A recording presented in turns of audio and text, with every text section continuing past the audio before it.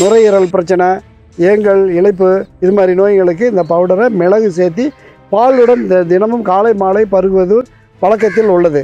இது வந்து நோயை குறுகிய காலத்தில் தீர்க்கக்கூடியது. இந்த மஞ்சளை வந்து நார்மலாகவே நம்ம சுட்டு அதை முகந்து பார்க்கும்போதே நமக்கு சைனஸ் பிரச்சனை இருக்கவங்களுக்கு, நேசல் பேலிப்ஸ் இருந்தாலும் சரி, இதை நார்மலாக சுட்டு முகந்து பார்த்தாலே அந்த ப்ரீத்திங் ப்ராப்ளம் எல்லாமே கிளியர் ஆகும். கட்டிகள் சம்மந்தம் இல்லாத திடீர்னு 2-1 நாளையில் வர கட்டிகளுக்கு இது கூட சாம்பிராணி, பச்சை அரிசி, மஞ்சள் இதெல்லாம் அரைச்சி அந்த கட்டிகளுக்கு அடிக்கடி பூசுவோம். அப்படி பூசிகிட்டு இருக்கும்போது அந்த நாளுக்கு நாள் அந்த கட்டி பெரிய கட்டியாக இருக்கிறது சிறுத்து போய் அந்த கட்டி இல்லாதவே போகும். இது எங்களுடைய அனுபவத்தில் நடந்து கொண்டு இருக்கிறது.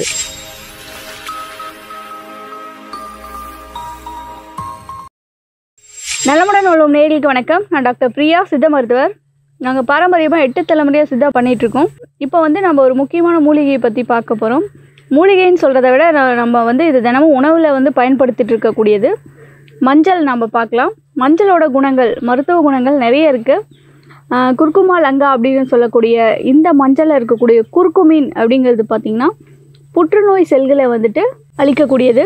புற்றுநோய் செல்கள் உடலில் வராமல் இருக்கிறதுக்கு ஒரு சிறந்த ஆன்டிபயோட்டிக்ஸ் இது. இதில் வந்து நாங்கள் எக்ஸ்ட்ராக்ட் மெடிசன்ஸ் வந்து புற்றுநோய்களுக்கும் கொடுத்துட்டு வரோம். அதே போல் இந்த மஞ்சள் வந்து நம்ம தினமுமே பயன்படுத்திட்டு இருக்கக்கூடிய ஒரு மூலிகை தான். இதுலேருந்து நம்ம எப்படிலாம் யூஸ் பண்ணுவோம் அப்படின்னா, உணவுக்கு சமையலுக்கு வந்து டெய்லியுமே நம்ம ஒரு 1/2 ஸ்பூன் வீதமோ இல்லை 1/4 ஸ்பூன் வீதமோ ஒவ்வொரு சமையலுக்குமே நம்ம பயன்படுத்துவோம். அதே போல் எக்ஸ்டர்னலாக அப்படின்னு பார்த்திங்கன்னா சின்ன சின்ன டிசீஸ், அதாவது சொறி, சிரங்கு, இல்லை படர்தாமரை, இதுக்கெல்லாமே கூட வெறும் மஞ்சள், குப்பைமேனி மட்டுமே நம்ம அரைச்சி போடுவோம்.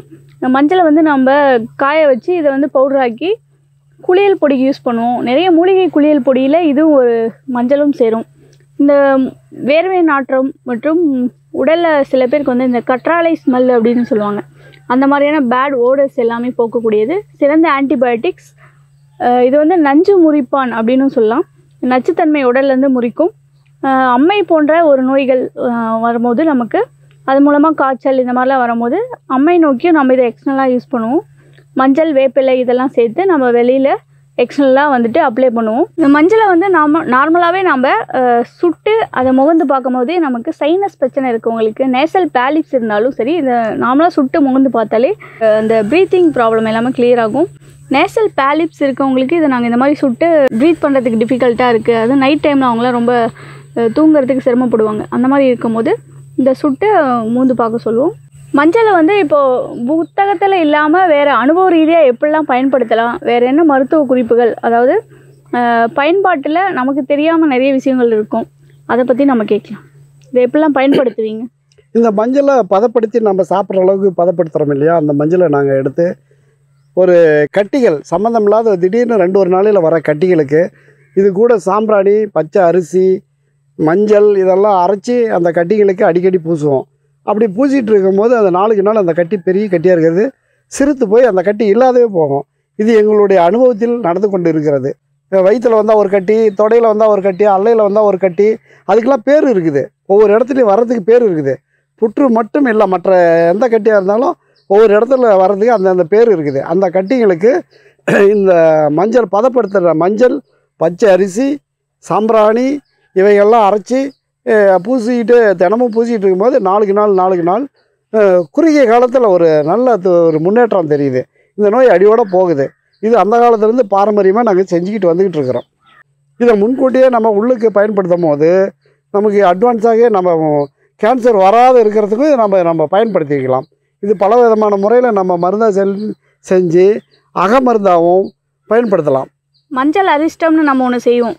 மஞ்சள் அரிஷ்டம் அதனுடைய விஷத்தன்மையை போக்கி, மஞ்சளில் ஒரு விஷம் இருக்குது, அந்த விஷத்தை நம்ம வேக வச்சு அகற்றிட்டு அதுக்கு மேலே அதை பதப்படுத்தி அரிஷ்டத்துக்கு போவோம். இந்த மஞ்சள் அரிஷ்டத்தை வந்து இப்போ தினமும் ஒரு 1/2 ஸ்பூன் வந்து நாங்கள் ஒரு ஸ்பூன் வரைக்கும் டெய்லி சாப்பிட்டுட்டு வர சொல்லுவோம். புற்றுநோய் இருக்கவங்களுக்கு, இல்லாதவங்களுக்கும் கூட நோய் எதிர்ப்பு சக்தியை அதிகரிக்கிறதுக்கு இது கொடுப்போம். பொதுவாகவே லோ இம்யூனிட்டி யாருக்கெல்லாம் இருக்கோ அவங்க எல்லாத்துக்குமே இப்போ அதிகமாக காய்ச்சல் வருது, ரெக்கரண்ட்டாக எங்களுக்கு அடிக்கடி காய்ச்சல், சளி யாருக்கு வருதோ அவங்களுக்குலாம் இம்யூனிட்டி கம்மியாக இருக்குதுன்னு அர்த்தம். அவங்களாம் கூட இந்த மஞ்சள் அரிஷ்டத்தை தினமும் சாப்பிட்டுட்டு வரும்போது அவங்களுக்கு இந்த இம்யூனிட்டி வந்து அதிகரிக்கும். அதே போல் இந்த சளி, காய்ச்சல் பிரச்சனைகள் எல்லாமே கம்மியாகும். இன்னொன்று வந்து குர்குமின் வந்து நல்ல தூக்கத்தை உண்டு பண்ணக்கூடியது. இப்போ நைட்டில் சரியாக தூக்கம் வரல அப்படின்னா கூட மஞ்சளை நாமளாக ஒரு பாலில் கலந்து குடித்தா கூட உங்களுக்கு நல்ல தூக்கம் வரும். இது வந்து மன அமைதியை கொடுக்கக்கூடியது. நர்வஸ் ப்ராப்ளத்துக்கு இது ஒரு நல்ல மருந்து. நுரையீரல் பிரச்சனை, ஏங்கல், இளைப்பு இது மாதிரி நோய்களுக்கு இந்த பவுடரை மிளகு சேர்த்தி பாலுடன் தினமும் காலை மாலை பருகுவது பழக்கத்தில் உள்ளது. இது வந்து நோயை குறுகிய காலத்தில் தீர்க்கக்கூடியது. மஞ்சளில் நிறைய மருத்துவ பயன்கள் இருக்குது. அதில் ஒரு முக்கியமானதை மட்டும் இப்போ நம்ம பார்த்தோம். இன்னும் நிறைய பயன்கள் இருக்குது. அதை பற்றி விரிவாக அடுத்த வீடியோக்களில் பார்க்கலாம். நன்றி, வணக்கம்.